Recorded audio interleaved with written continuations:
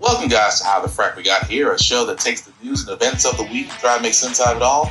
I'm your host, the most Will Buchanan, and on this show, we simply are all about the facts. There are plenty of news stations out there that simply want to do anything short but inform you.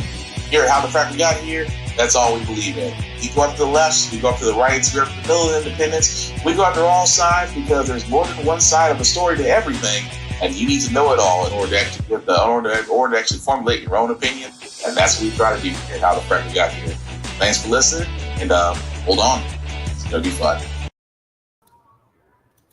All right, guys. Today's date, March 11th, 2023, and this is How the Frack We Got here. I'm your host, the most Will Buchanan. On the Frack We Got here, we do take the events of the week and try to make sense of it all. Before we get started, guys, to let you know that we are a news podcast. We do try to watch our language, however, words do fly most of the time. At the same time, guys, we do or things that might be shown, especially videos that we do show from various news outlets, may be slightly graphic for younger viewers, so viewer discretion is advised. Aside from that, welcome. All right, so how do we start this wonderful weekend? It's a wonderful weekend because, number one, it's my birthday.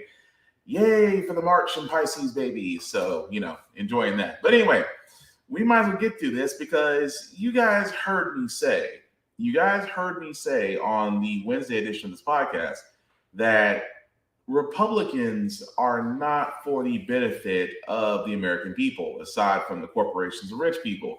I also sat there and said that once they took the House, once they sworn in and took the House come this past January, that it was going to be a lot of BS in everything that they're doing.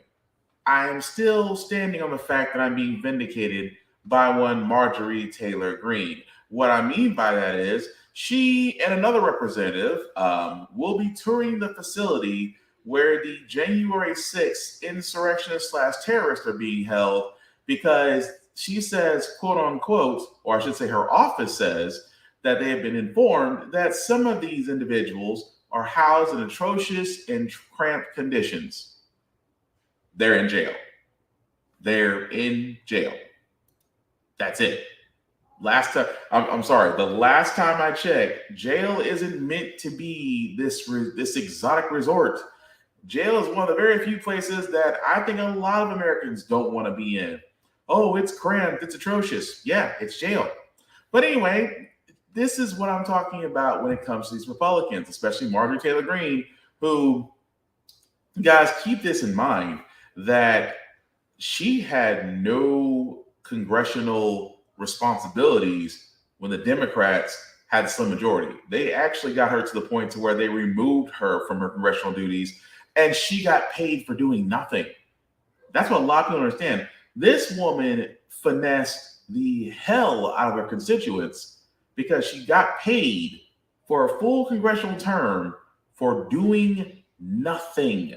And I mean nothing. And now her and another rep, Clay Higgins, along with Green, are going to go out and go check on them because they say that, that their well-being's in danger, that they're not being fed and things of that nature. But let's be honest, it's jail. It's amazing how Marjorie Taylor Greene all of a sudden has a soft spot for these January 6th insurrections, considering the fact that she really, her and other conservatives who actually rode that train. Keep in mind, there's a lot of them that rode that train. Josh Hawley being the most famous one of them because he was the same one that gave the fist up sign when he was with that crowd. He's also the same one that ran like a track star when those very same people he was egging on were storming the Capitol.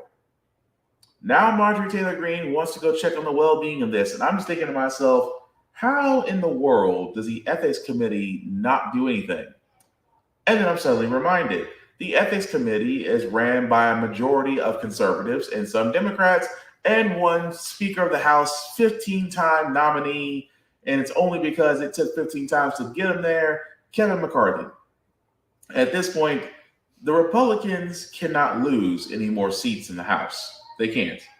They're holding on to a majority. That's what lets me think that, Marjorie Taylor Greene will remain untouched.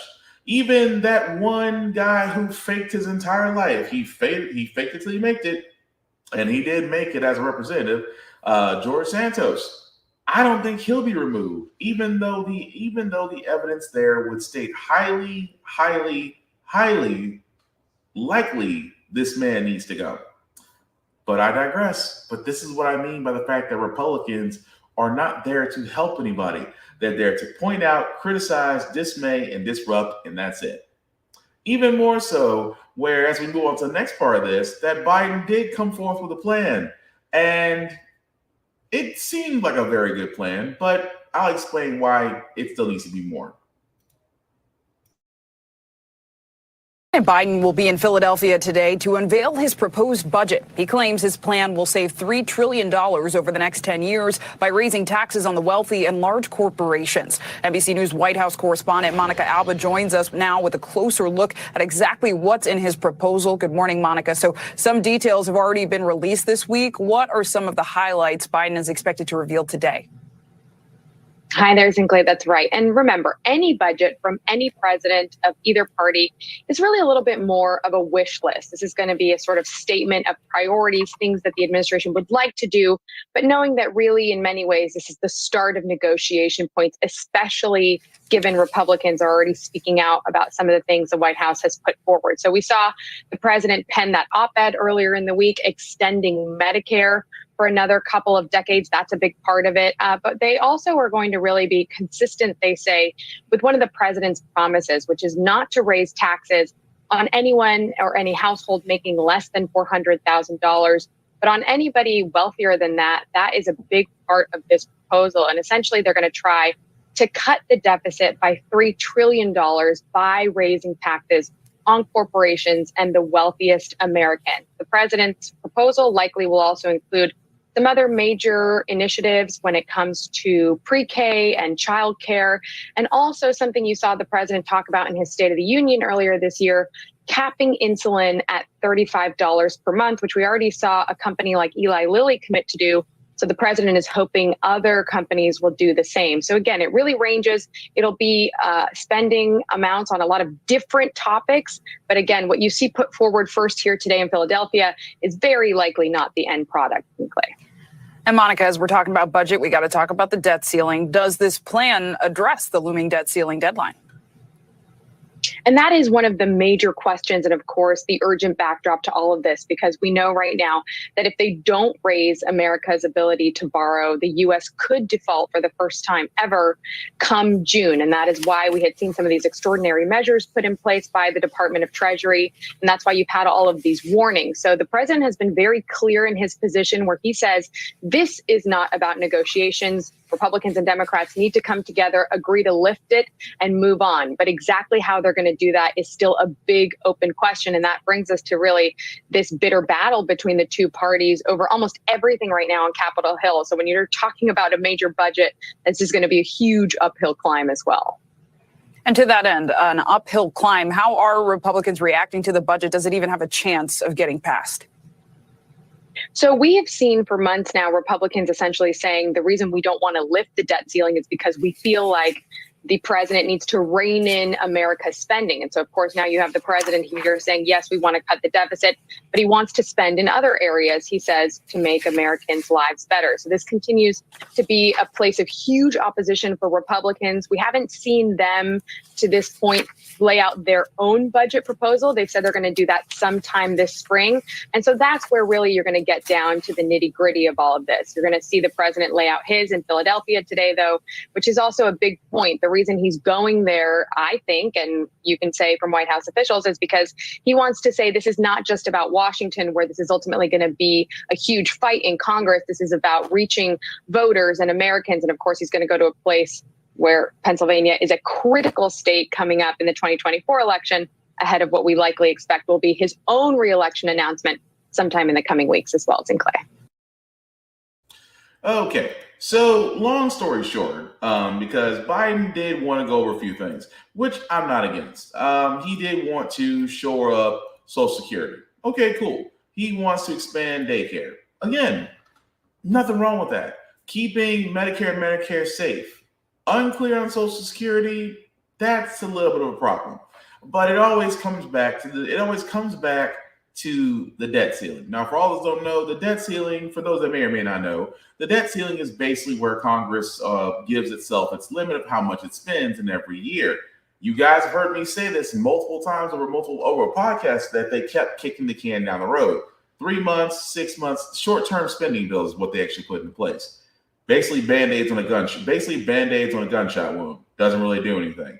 So, because again, we're in that area of where we're going to default again, which I find it interesting that only the times we ever get close to defaulting, the other one was first under President Obama. Now we're getting it under President Biden. And it seems to be that the same situation where you have an overabundance of Republicans who want to do nothing more than basically be the actual wall that one failure in chief wanted so long ago. So the reason why, well, there is no reason actually, but for Republicans, we kept on saying the whole entire time, what's the plan that they actually have in place for this kind of thing? What's the plan that you have if you don't want the Democrats to do spending? Well, this is actually what they said, that what they want to do, and this is only by the Freedom Caucus, which is actually a conservative group of representatives, sat there and said, well, we want to get rid of your $400 billion in student debt relief. What that basically is a student loan debt relief plan that could take anywhere from $10,000 to $20,000 off student loans. They want to basically pull back COVID-19 funds. You know, the funds that were actually spent to actually help battle COVID-19 in several states. They also want to cut climate change funding and the $80 billion that was initially approved by the previous Congress for IRS enforcement under the Inflation Reduction Act. And they want to pull that back as well as capping discretionary spending at 2022 levels for nearly the next 10 years. Understand what that just said right now. Guys, understand what that is. They're basically saying in order to actually cut the deficit, let's cut the knees out from everybody, except corporations. Keep in mind, if you didn't accept $400 billion that was set aside for student debt relief program, again, you have 20 plus million Americans who are still in the same financial straits because the predatory spending of college loans is still out there. I have said this once, I will say this again. It is amazing for student loans how they're allowed to operate. Why a bank being let's just say 18 years old, just graduated, you want to start your own business, you go to the bank for a loan, you have all the proper documentation, you have all the proper analysis, follow-throughs, 5-year plans, 10-year plans, what have you. Let's say you've done your research, you've done your homework, and you're ready to pitch this to the loan officer at the bank, and they laugh you out of it. Keep in mind what I just said. 18 years old, you want to start your own business, you go to that bank for a loan, you do everything right, and the bank says no. That very same bank will turn around and give someone who may or may not have the financial know-how, literacy, or knowledge. And just because you sat there and said, oh, we want you to read everything that you're understanding, make sure that's all great, but you're telling this to an 18-year-old and saying, hey, we will give you $20, $30, $40, $50,000 and up. We'll give you a loan at this APR for this many years. Don't worry about it because you're going to get a great job and you'll be able to pay this back. You won't be stuck with it for life. That, my friends, is predatory. That is predatory lending at its finest, because there are plenty of people, I myself in that group, still pay on student loans and still wondering why our principal hasn't changed. There are people that have been paying on student loans 10 plus years and somehow they still owe the same amount of money that was there when they first started. Again, predatory lending, and that $400 billion would have actually helped Americans. Now, should have Biden done more? Absolutely, but we've been down that road. But the unspent COVID-19 funds, which again, funds that were used to actually help battle COVID-19 when we have high pandemic levels in each states. Republicans want to pull that back. Don't understand why, when those funds can be allocated to use for the state or determined by the state to be determined by the state to be used for whatever needs based on priority. Now, here's the scary thing: cutting the climate change funding. This lets me know that conservatives hate the environment. Conservatives hate the environment.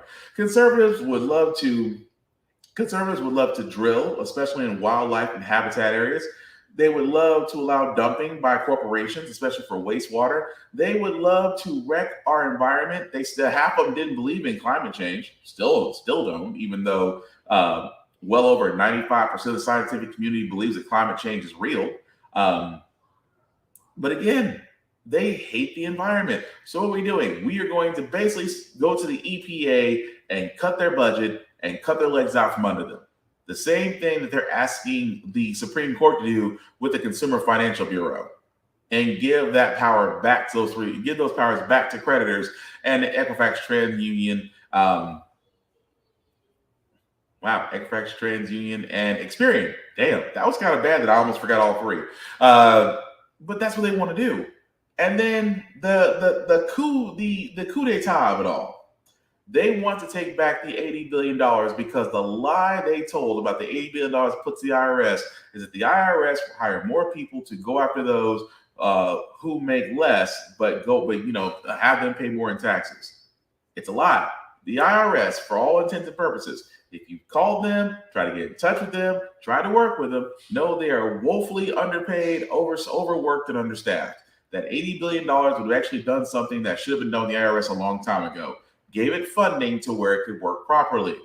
Again, because Republicans ran this whole thing about the IRS coming after the everyday man says a lot. That's the thing that's the thing I keep saying. The fact that they're going after these things. And the other part of it all, that they didn't actually suggest anything except cutting programs. Note they didn't say, well, let's cut the military funding. Well, let's actually cut the areas of fat. Let's actually raise the taxes, raise taxes on the wealthy and on corporations. Let's actually adjust the corporate tax rate. My personal favorite was, why not remove the Trump tax breaks that were put in place that are still there?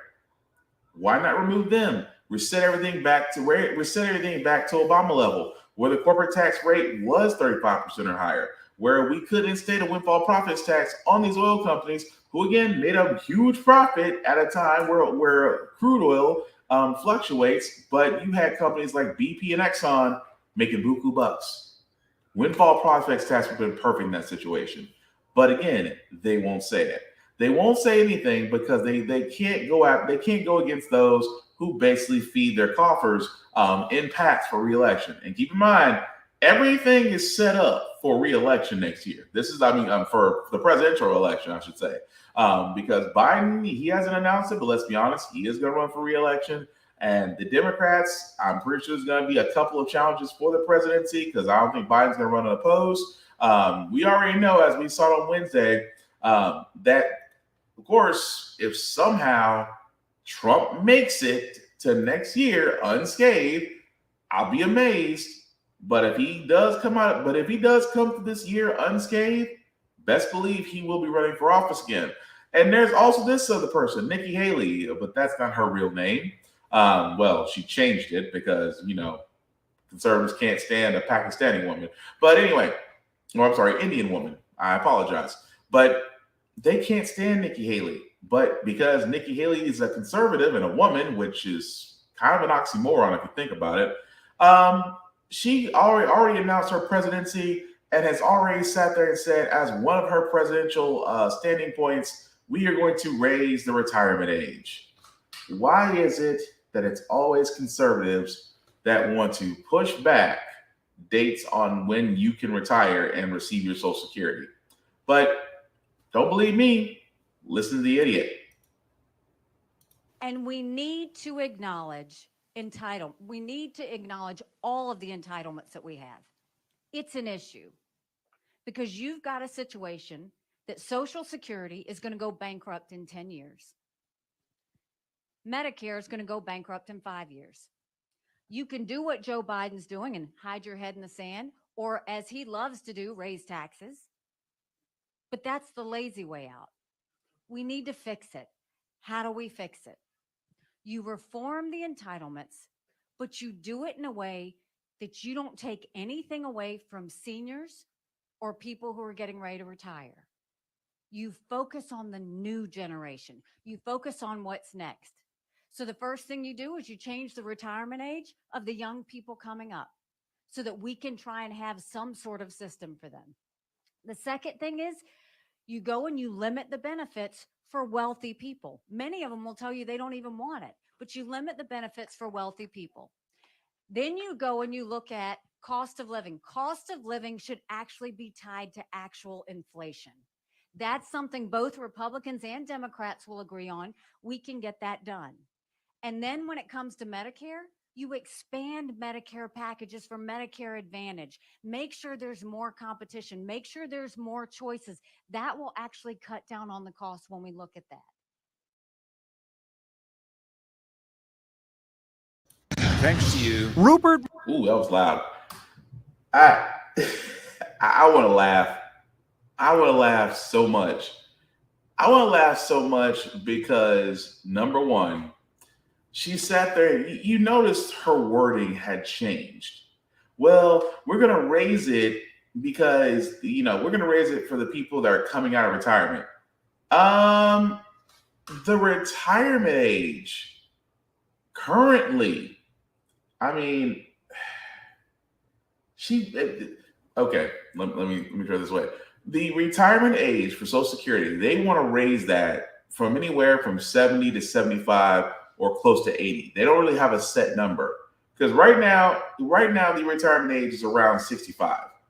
But ask any senior citizen right now, retirement is questionable at best. Why? Because Republicans have made it difficult, and some Democrats have made it difficult. They've made it difficult for older citizens to retire. So it's amazing now. And the first thing she sits there and says, typical conservative thing, oh, Social Security is going to run out. Since Social Security is going to run out in 10 years. No, it's not. It's not. That is the lie. That is a bold-faced lie conservatives say all the time. Well, if we leave Social Security on its own devices, it's going to run out of money. It's not. Social Security is actually one of the most self-sustaining programs that actually ends in the U.S. It's not going to run out of money. It isn't. At the same time, she said, well, Medicare is going to run out in 5 years. No, that's not true either. Again, self-sustaining. Now, the thing about that is, the reason why, and I have to kind of blame this is kind of blamed on baby boomers, because baby boomers did actually have the greatest economy when they came out. The problem is that they basically took something that was a great vehicle and wrecked it. Because at that time, you could retire at 50, 55 and be fine. But because we didn't do some things here, we didn't raise the minimum wage. We did not, as far as wage staggering, we did not include booming economies. Those economies went actually overseas to areas where there was low cost in manufacturing, and we went from importing to exporting. So along with that and many other factors, it's the reason why, especially also keep in mind, we didn't have Medicare. We had Social Security, but we didn't have Medicare and Medicaid, especially the Part D until 2001. Unfortunately, under Bush 2.0, if you will.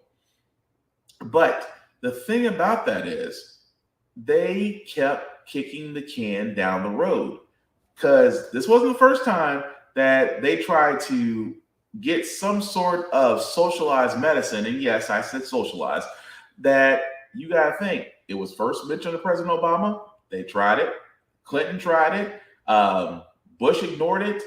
And it wasn't until Obama's second term that they finally got Obamacare in, and the Affordable Care Act, which again guarantees people to get care regardless of their afflictions or pre-existing conditions, things of that nature. So because we got that in, and we forget that healthcare in the U.S. is a for-profit business. And again, that's the problem. For-profit businesses, when you have some of the major health insurance companies out there and health and hospital systems out there that basically can lobby Congress to do whatever they want, that it again snowballed. It snowballed into the problem that we currently have right now. So what do they praise? What's Nikki Haley's idea? Basically taking from younger Peter to pay older Paul. that yes, we want to go ahead and give the people that are coming there that are retired or coming out of retirement, we want to make sure they get their benefits. But for young people, we'll have something for them. We will have something for them. Nothing says we don't have a plan for y'all like we will have something for them. I cannot make that up. But again, I'm not surprised. And then she turns around and wants to blame Biden and says, well, he's got his head in the sand. No, actually, the Democrats have produced a bill. What she doesn't say about her own party is that they've said no to everything. Anything that's a Democratic plan, Republicans have said no, except their own plans, which again, few far in between that they do talk about those things. That is why it's not surprising. It really is not surprising that, of course, she's speaking to a crowd of her constituents, so she's going to give all the greatest hits. But this is the reason why I keep saying this is why, as much as I sit there and say I'm not a Democrat, I may vote Democrat, but I'm progressive. But I can't see myself as conservative because conservatives will sit there and tell you the conservatives are like a good side piece. They will tell you everything they want to know, but they will never want to take the main position. Why? Because whatever they say, they'll have to do, and they know they can't do it. Just saying. But again, that's a Republican candidate. More are going to come out. Moving right along, guys. I hate to say this, but unfortunately, my home state of Tennessee is back in the crosshairs again. I mean, we just submitted a bill that basically prevents drag queen performances from happening. Although they say it's protecting children, but the last time I checked, anytime a woman was dressed provocatively or sexually that had minors around, usually was Titans games, Hooters, and Twin Peaks. Just saying. But in this case, the marriage law, a new bill had passed because apparently there are some religious people who don't want to solemnize marriages. Yes, I said solemnize. I'll explain in a minute. Passed the state house that would allow anyone who solemnizes marriage to refuse to do it. County clerks and officiants can refuse to perform a ceremony if the marriage conflicts with their personal beliefs. Critics say it is another legislative swipe at same-sex and interracial marriage. Supporters say the change only ensures people can't be forced into solemnizing a marriage. Now, we spoke to a law professor who says there's nothing textually discriminatory, but people could use it to deny certain other people marriages. And that expert says we could see legal challenges if a state employee, like a county clerk, refuses to solemnize a marriage. In that situation, in that limited situation, it could be the case. Someone could say that that's a denial of equal protection and due process that violates the federal Constitution's 14th Amendment. The bill did pass the House 74-22. It must now pass the Senate before going to the governor for his signature. A Senate Judiciary Committee will hear discussion. Crazy, isn't it? And I love how they sit there and say, well, this sets up a precedent to where clerks could turn around and deny this. It's you know what the thing about it is that killed me was that the moment he sat there and said county clerks can deny marriages, because again, solemnizing means that officiating or being over it. That's all I want to say, because I know a lot of people out there like me, if you got the same mindset I do, it's like, wait a second, did you say solemnize? Because it's too close to the other thing. Just saying. But with county clerks, though, keep in mind, we had that situation literally a year ago. Remember this woman? Kim Davis. Kim Davis is a former county clerk in Kentucky who refused to sign the marriage certificate of a gay couple because she believed it violated her personal beliefs. This is why Tennessee is progressively backwards. Because the situation, keep in mind what I just said, the situation in Tennessee right now is that bill could go to Governor Bill Lee's desk, and that for the simple fact of the matter, he could sign it. And if he could sign it, that means county clerks in Tennessee will be empowered to do what Kim Davis did. Kim Davis basically sat there and said, you know what? I don't believe in gay marriage, so I'm not going to sign it. And you saw the publicity, you saw the notoriety that she received. At the end of the day, she was found wrong and was thankfully let go. Here in Tennessee, a year later, we're about to make it legal for county clerks to do that. And that is a scary thought. But you know what else is a scary thought is conservatives? I do believe not a lot of you conservatives, but I do believe for a certain percentage of y'all are closet members of the LGBTQ plus community. And not to knock the LGBTQ plus community, I consider myself an ally with them. I will always fight for your rights and things of that nature. But there are some conservatives, because conservatives, again, why is the only reason that a bill is out there to prevent drag queen performances? Because again, Republicans want to use this whole thing of protecting children, and yet I haven't seen one person of faith who violated children actually wind up in court. Sit on that one for a second. But it amazes me so that these Republicans are literally closet members. And the reason why I say this, that in Tennessee again, this lieutenant governor, as you can see there, that's Governor Randy McNally, who decided to go on to a young gay man's Instagram photos and put out some questionable, flirtatious, I'll say flirtatious comments, if you will. Now, this is also the same person who's the Speaker of the House in Tennessee, and they just went over bills that basically harms or hinders those the LGBT plus community. I've said it once, I will say it again. Anytime, and again, I'm not knocking that man. If he wants to comment on another man's social media, that's his business. But when you are voting on things that harm that man's way of life, sir, I don't know if it's self-hatred. I don't know if it's repressed sexuality.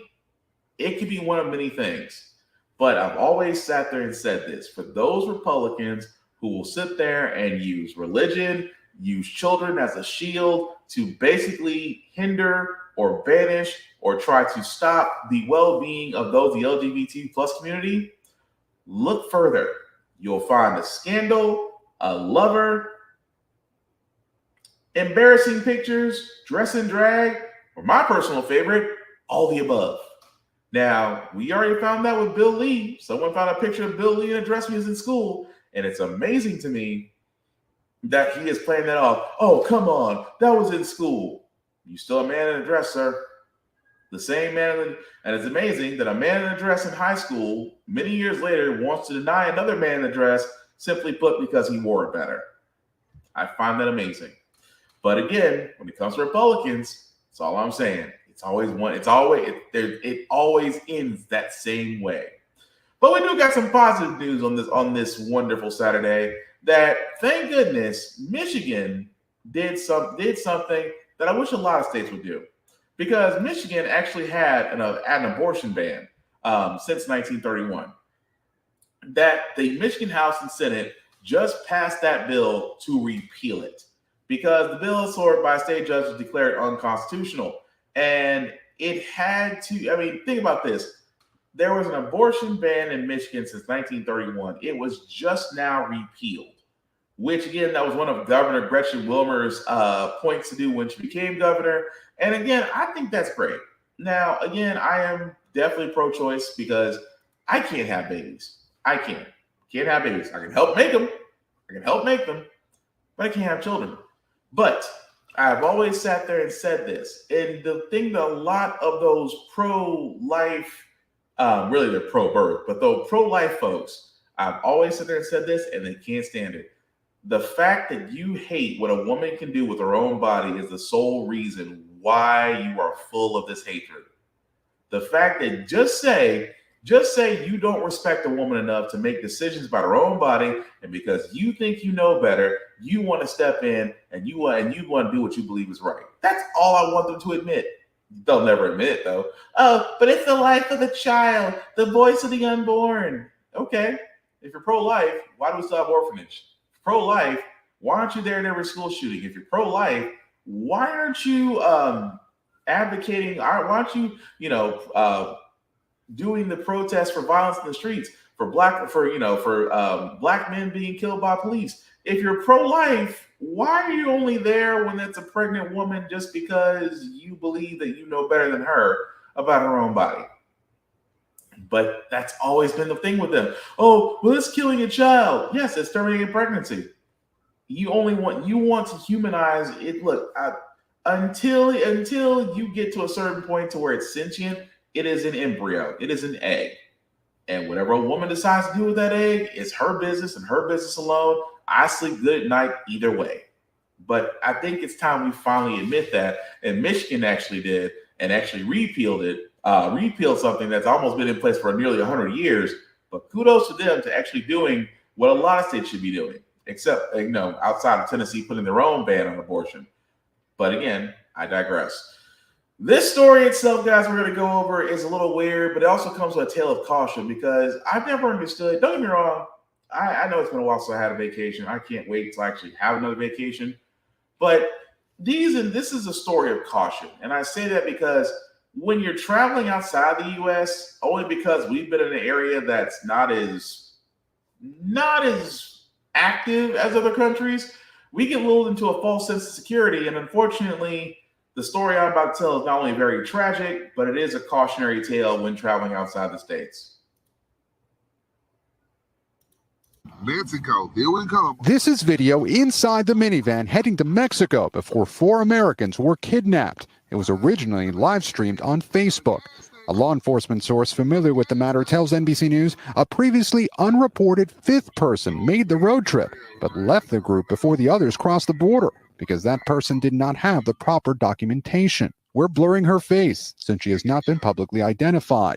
Latavia Washington McGee, a mother of 6, was among the Americans captured Friday when authorities say cartel gunmen opened fire on the minivan after they crossed into Mexico for a medical procedure. McGee's cousin, Shaid Woodard, and close friend Zindel Brown were killed. McGee's mother speaking to CNN today. She watched them die. Another member of the group, Eric Williams, was shot in the leg and is now recovering. Did you have any idea that he would make such a trip like this? I was totally shocked. I had no idea he would go to Mexico. Robert Williams is his older brother. He watched the images of the 2 American survivors being brought back across the border on television. I was overwhelmed with emotion. I was very happy to find out he was okay. I was totally relieved. We're also learning new details about the chilling abduction. Pictures released by Mexican authorities show the gunman trailing the white minivan. More images show travel documents, luggage, debit cards, and cash investigators found inside the vehicle. Over a tense few days, investigators scrambled to several different hospitals in the area to find the victims, discovering them in this wooden shack some 15 miles from Matamoros. Police arrested this man accused of guarding the Americans, but are still searching for the gunman. Today, hundreds of extra troops from the Mexican Army and National Guard arrived in Matamoros to ramp up security. Authorities continue to say that the group of Americans was mistakenly targeted by cartel gunmen, but news of a 5th person on the road trip point to a complex investigation that is only widening. And I say this because that is a cautionary tale. From what we were told, these individuals were traveling for surgery in Mexico, and that unfortunately, this is what happens. We go, and especially, and I say this with caution, and I say this with caution and concern. You got to be careful wherever you go. Understand where you're traveling to. Do your research. Definitely check up on situations. Check with the State Department, because usually the State Department will have a travel advisory list of countries where you may not be safe in. And again, even though they were mistaken, that's just the first part of this story. The second part is it's unusual, but I'd never thought at 40 years old I'd be saying this. The stunning photos show 5 men laying on the pavement, each with hands tied and all but one shirtless, with a handwritten letter claiming to be from Mexico's Gulf Cartel stuck to the windshield. A bizarre scene that tonight a senior law enforcement official tells NBC News appears to be an apology from the cartel following the kidnapping that left 2 Americans dead. The shocking admission almost unprecedented Have you seen a PR situation like this? No, I have not. They made a huge mistake. They killed 2 Americans, and they know that the Mexican government going after them. They know that we're going to go after them as well. The letter, obtained by the Associated Press from a Mexican official, includes apologies to the people of Matamoros, the Mexican woman who was killed, and the families of the Americans. It reads in part, the Gulf Cartel Scorpion Group strongly condemns the events of Friday, March 3rd.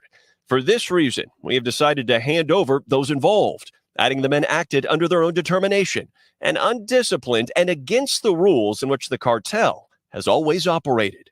Mexican authorities have not confirmed if the men are in custody or if they're truly responsible. Meanwhile, in Texas, as officials work to get 2 slain Americans back home, survivor Eric James Williams is recovering. His wife sharing doctors placed metal rods in his leg, wounded in the hail of gunfire. Tonight, the cartel ending their letter, asking society to remain calm, closing with the guilty parties will pay, regardless of who they are. Morgan, what more can you tell us about the condition and the status of the American victims? Lester, we know this process to repatriate or recover those 2 Americans have been ongoing for several days now. And just in the last few minutes, our crew witnessed this solemn procession, multiple vehicles crossing this international bridge from Mexico back onto U.S. soil, carrying those 2 Americans. We're told they're headed to a local funeral home, and future arrangements are expected. And again, this is a cautionary tale. But like I said, the reason why I said I never thought I'd see this, to actually hear and allegedly, that a Mexican cartel has apologized and sat there and said, look, we didn't give the okay on this. We didn't give the green light on this. Here's these 5 individuals that act on their own. Do with them what you will. Now, they could be just 5 individuals. It could be the 5 that started all this. It could be a multitude of things. But never did I ever think, with all the mess that goes down in Mexico, that you actually get a cartel apology letter, which sounds like an HR letter if you want to be honest about it. But wow. But again, for especially Black people, my people, be safe, be aware, be preventative. Just because Mexico, I mean, I'm not saying Mexico ain't safe, but technically anywhere you go ain't safe. But be aware. Go to the State Department, check the travel warnings, watch yourself. Because, like I said, going, and again, this is this is not confirmed that those individuals may have been going there for surgery off of Mexico, which could lead to a whole other thing about exploratory surgery in the U.S., but that's a whole other conversation. But definitely feel for those that were slain, and actually feel for those that survived, because again, that's gonna be something I have to work through. But again, the entire thing about all this is to honestly be safe. Be as safe as humanly possible. But again, never thought I'd hear a cartel apologizing about something they did. But apparently, switching gears for a second, guys, there's a new documentary that's coming out. One of them by my favorite actors and authors, but it does shine a light on the educational system in the U.S. And the simple fact of the matter is, we see this problem of literacy in children, and it just seems to be getting worse, but it looks like they're trying to do something about it. Why? Yeah. A new documentary laser focused on a growing problem in America, what it calls an early reading crisis. When I first started teaching in Oakland, there were only 2 kids in my class of 35 who could read. In 2022, 66% of fourth graders in this country were below proficient in reading. That's according to the National Assessment of Educational Progress. 37% were below a basic reading level. We are in a scary place for most of our kids. LeVar Burton is an executive producer on the film. He's spent most of his life as an advocate for literacy, dating back to his time as host of PBS's Reading Rainbow for more than 20 years. Burton says this documentary speaks to an urgent need. Kareem has been a teacher at all levels, principal on down. And he says in the documentary, imagine being in the Stone Age and you don't have any stone. Imagine being in the Bronze Age and you have no access to bronze. We're in the information age, and our kids aren't getting access to the information because they can't read. Burton says that while the film shines a light on the problem, it also elevates what he sees as a solution.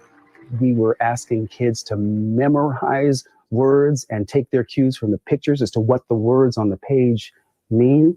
We now know that that doesn't work. The problem, as the experts see it, is that we've been spending money in the wrong direction, right? And we can change that. What you need is the phonics. You need a really scientifically based approach to reading instruction. Burton says the right to read explains how a turn towards structured, science-based reading tactics is creating better outcomes for children, and he encourages parents to ask questions about what's happening in their children's classrooms. Parents can ask their school board. They can ask their child's teacher, how are you teaching my child to read? Are you using evidence-based curricula or not? Because if they're not, then there's a problem. And once you identify the problem, only then can you address it to fix. Which he's right. Mr. LeVar Burton is right. But that leads actually into a bigger issue. And I love it. He said, what ways are they teaching these kids to read? And you all know, we've been through public school, or you've been through public or private school or charter school. There were certain techniques on how you were taught how to read. I know for myself, I was very lucky. I had parents that made sure that helped me to read, that challenged me on reading books, and again, lit my fire as far as reading books up until now, and expanded into different other genres and mangas and comics, things of that nature. But we've seen in the most recent months that education is under attack. Teachers are being held off of what they can and can't teach because there's parents out there that think they know better, who have never taught a class, who have never gotten a degree in education, who've never actually created a curriculum, but still think they know better than those that do. So yes, reading has suffered because, again, you can't blame technology. Has technology made it easier to teach children how to read? Yes. But the techniques, as far as, not just the teachers, but the parents as well, that's faltered. But again, that goes into a whole bunch of other elements besides the idea. But yes, reading has faltered. The fact that you have kids who are possibly in the 7th and 8th grade level can barely read at a 3rd grade level.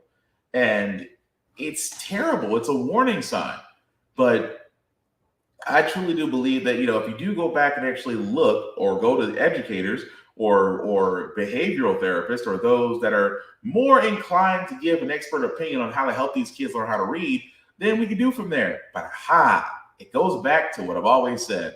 Education needs an overhaul. If we could overhaul education and actually teach these kids the right way, imagine just for 1 second how everything would change. But it always comes back to that. How are we treating education? Are we actually trying to put more into it, or are we trying to find ways to take away from it? But again, hold on discussion. A couple more articles before we get to our feel good segment, guys. This one, I find this one bizarre and weird and odd all at the same time. These parents, along with their child right there, because the child did not want to recite the Pledge of Allegiance in school. So because of that, she was allegedly roughed up by the teacher because she refused to say the Pledge of Allegiance. And so now there is an investigation. And the parents with the child right there, the teacher has been placed on administrative leave as they look into this. But this has always been my thing. I've never understood why the Pledge of Allegiance has to be said. I still don't.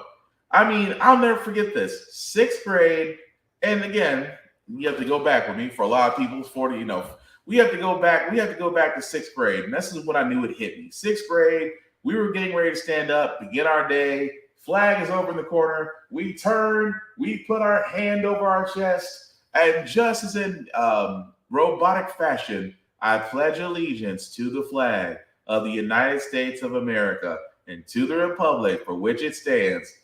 I stopped right there.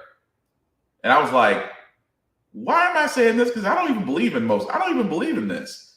And since then, I've never said it. But you know what happened to me because I never said anymore? Nothing. When they stood up, I turned, people put their hands on their chest, recited, me, I just waited till they were done. But a teacher never stopped me from that. A teacher never forced me to say it. And it's an interesting thing that's not the first time that's happened. We actually did cover a story last year where, again, a kid did not want to recite the Pledge of Allegiance, and they tried to suspend him for it. And I never understood that idea of nationalism. It's like, if you don't believe in something, you shouldn't recite it. It's almost like a legal document. If you don't believe what the paper says that's bounding you to do, don't sign it. Simple as that. But we're gonna follow that story even further because I think there's more to that. And again, if the teacher is found to be validated as far as them assaulting that child, then yes, their teaching license should be revoked and they should be facing criminal charges. Because why in the world do you need to put your hands on a child simply put because they don't recite the Pledge of Allegiance? I mean, don't you got better things to do? And I mean, as much as I advocate for educators, some of them just make it hard to advocate for them. But especially with dumb stuff like that. But speaking of dumb stuff, again, this is the thing that kills me.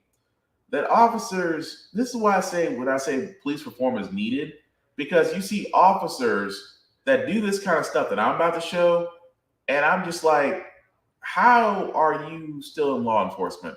Because we have another situation of a man that is struggling to breathe, but just watch the officers and how they behaved.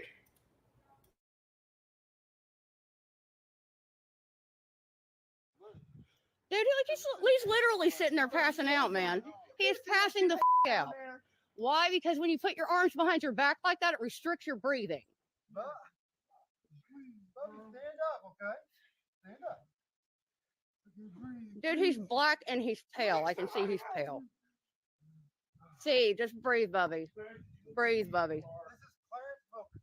Told me he was his brother. Last time I did a traffic stop right here.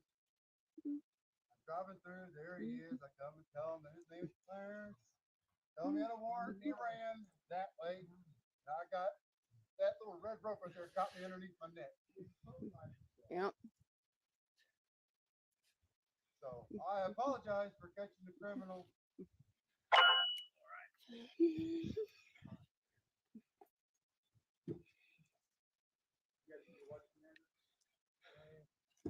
Is he going to receive any kind of medical treatment?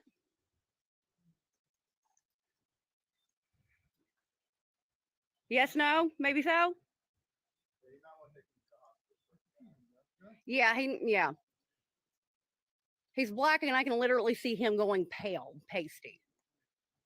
So y'all can stand there and just ignore the question, but the question still remains, and I've got all of you on camera. So if he dies in your custody, he can't breathe. Man, I need to make out an extra for him. Him having his hands behind his back like that restricts his breathing if he's already got issues with breathing. Just a little medical advice there. No, but I do a lot of medical research. I have a lot of medical problems. And I also have issues with my breathing. His arms being behind his back, Will. He's a big guy. God.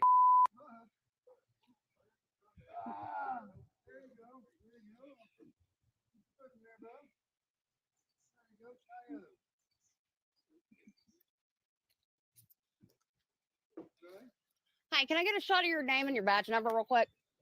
You. Hello? Watch him ignore me. Not allowed to do that. Can I get your badge number, please? What's your name? Name? Name. Name? All right. If he dies, you're responsible for him. Bethany Bowman. Yeah, actually on my place. Yeah, I'm legal. I've never been in trouble. Come back over here. Bye. This is my property. You're not allowed over here. No, you're a cop, not a god. Bye. Well, shout out to the person that was doing video because she stuck with him. But no, unfortunately, that man Clarence Wilkerson is the person who was identified, did die later at a hospital, local medical center. But again, it never ceases to amaze me that why did not cops call for medical assistance when it looked like, and of course, I guess you heard the bystander in the background, well, it looks like he can't breathe, he's turning pale. Why don't you guys call for medical assistance? Instead of medical assistance, they call for more cops. It becomes from 3 cops to 6 cops. And then they decide to take him out in the car and then drive him off. It makes no sense. It makes no sense that, again, we have another situation of negligence upon officers. Because again, officers can't ignore you. As much as they think they can, they can't. This is why I say it's very pertinent to know the laws in your city and your state. Because a lot of officers hate the fact of knowledgeable people. They depend on ignorant people, and they depend on intimidation. They figure if they got a gun in the badge and they can use a very distinct voice against you, then you're going to fold, versus knowing your laws. Just like the person recording the video knew the laws. Well, can I have your name and badge number? They can't deny that. They're public servants. He's supposed to give his name and badge number if requested. He cannot deny it or simply act like a dick just because he's been caught in a very crappy situation and he did not react accordingly. Had they did call for medical attention, had they did call for EMTs, had they did actually handcuff the man from his back to his front, it's not like he was going to run, considering the fact he was outnumbered, things would have been different. But we're going to follow that story because, again, this is why I say with police officers in the U.S. that things definitely need to change by a fracking landslide. But that being said, guys, we're going to go and move on to our feel-good segment because usually on how the Frack We Got here, we do cover a lot of things that are doom and gloom, sometimes making these effect in humanity. But hey, it's the weekend. Hopefully, it's nice and calm where you are. And hopefully, if you're not working, if you are working, maybe a quick shift. Aside from that, guys, I love stories like this where you see people who are just trying to get into college, despite how we may feel about college now. But there's just something about getting that acceptance letter that's just a feel-good moment, which happened to this young man. Wrong tonight, the celebration gone viral. A milestone moment that has since gone viral on social media. 17-year-old Amir Staten reacting to life-changing news. Jumping for joy after reading an email on his phone.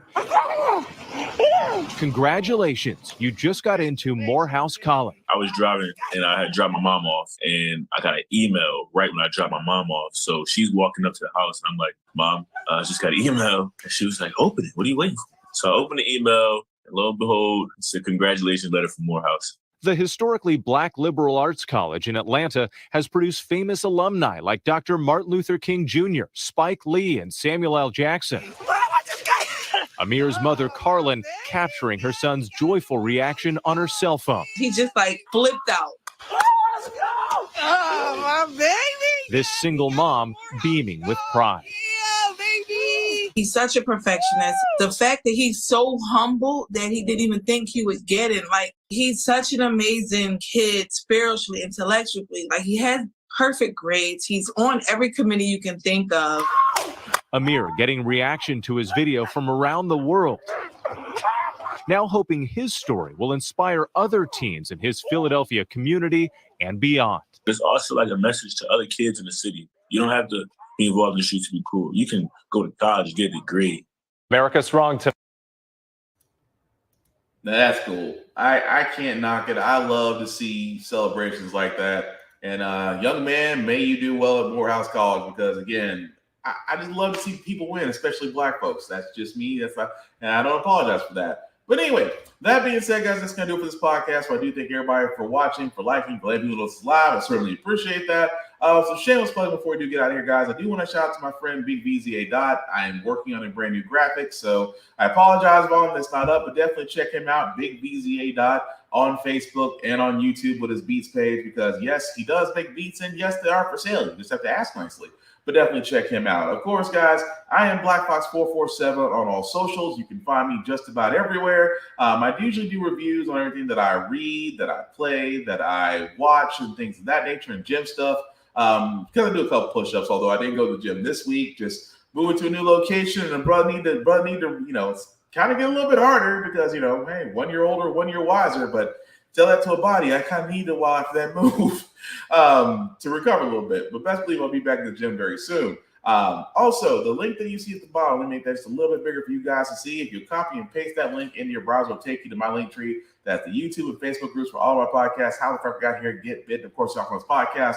Like, share, and subscribe. I please and thank you. Also, let me know what you think of the show. Did you like it? Did you not like it? I am open because I still want to keep the conversation and discussions going. That being said, guys, also, if you are traveling, although COVID transmission rates kind of fluctuate, but if you're going to be in an area with a lot of high traffic or just out of precaution, please wear a mask. Also, at the same time, if you are sick, please stay home because we're trying to get those vector rates down to the point to where maybe, just maybe, we can no longer say pandemic. I would like for 2023 to be the end of the pandemic, but we can't do that unless everybody comes together and does the same thing. And also, guys, and I have to say this as well, for 2023, everybody is in different lanes. We're all racing on different tracks. We're all getting to the goals, hopefully where we want to be if we do the work. If someone gets to a goal before you do, or if they get something great, or if they get an opportunity, or if they win something, congratulate them. Congratulate them. That's it. Let's not be salty. Let's not be hating. Let's not say, it must be nice, man. No, congratulate them and just be happy for them because it was their time. If you're grinding and putting in the work and taking advantage of every opportunity, your time will come too. But I would like to think when your time comes up, maybe, just maybe, you won't be, expecting people to hate on you the way you're hating on them. Bottom line, don't be a dick. Be grateful, celebrate with them, because right now we all need a win. Simple and plain. Also, speaking of tracks, again, there is no competition, but I'm rooting for you. I'm rooting for all of you, especially my melanated and seasoned male people. I am rooting for all of you because I want to see everybody make it. As a good friend of mine, Demetrius Holt, said, there's plenty of room at the table to eat. You just got to make your own plate. And if you're not ready, go back to the kitchen and get ready. It's that simple. Besides that, guys, last thing to say about How the Frack We Got Here, it's all about staying informed. We are not trying to reinvent the wheel. We are simply giving you all the information, allow you to make up your own mind. But we are providing a logical perspective that goes along with it. We do a lot better as a society once we're informed. We're progressive. We move forward. We try to right the wrongs of our past by making decisions now that we should have done back then. Like electing our first black woman to the Supreme Court, electing our first black woman to the Federal Board of Governors, electing our first black 4-star military general. All great things. And also just recently seeing a former Vietnam vet get the Medal of Honor. All great things. We don't learn from history. We are doomed to repeat it. That's why we keep asking ourselves, why does everything go up on my paycheck? Why are we electing different politicians in Congress, but still the same old game? And most importantly, how the frack we got here. Thank you all for watching, guys. Take care of yourselves and each other. We will all get through this. Also, happy birthday to me. Black Fox 504 if you want to cash out.